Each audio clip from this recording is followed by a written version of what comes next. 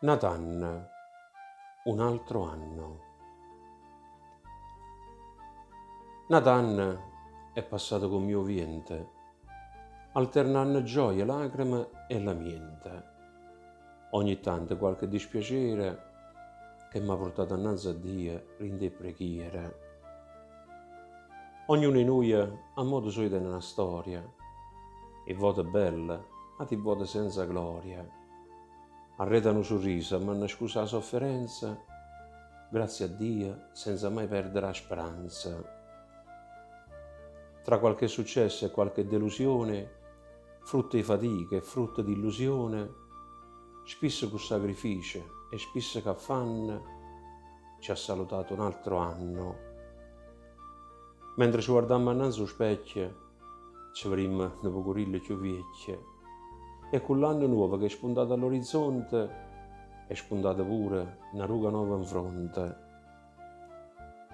Un riflesso d'argento in dei capelli, annanzi all'occhio ci fa parecchio bella, e con l'anima piena di speranza abbracciamo chi stanno che avanza.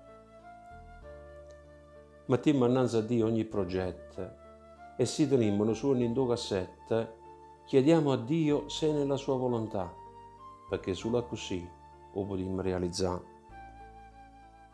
Non ci facciamo imbrogliare in fantasie, perché sto mondo tiene tante vie che all'apparenza promettono emozioni e poi c'erano solo delusioni.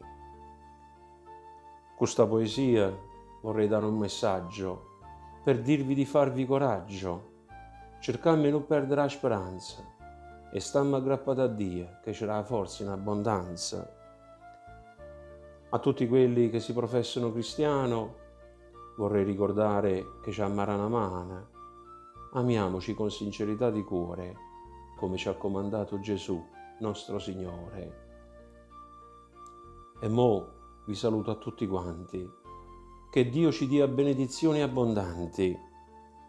Insieme a Lui iniziamo il nuovo anno, perché insieme a Lui anche i deserti fioriranno.